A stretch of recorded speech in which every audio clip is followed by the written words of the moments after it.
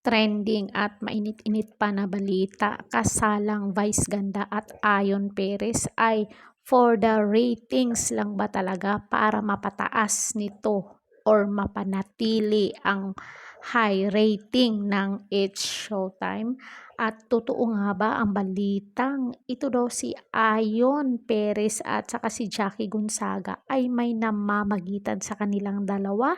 At itong si Ayon ay pakakasalan daw niya itong si Jackie dahil yung kasal naman daw ni Vice Ganda at Ayon Perez ay hindi naman daw ito totoo.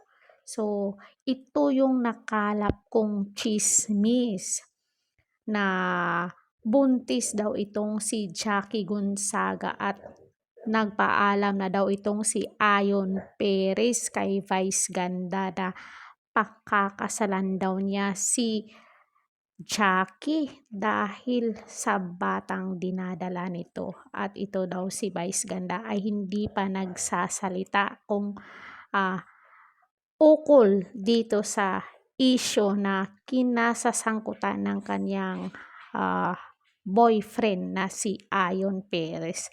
Kung totoo man itong balita na to, wala namang masama kasi syempre yung lalaking naghahanap naman talaga yan ng babae.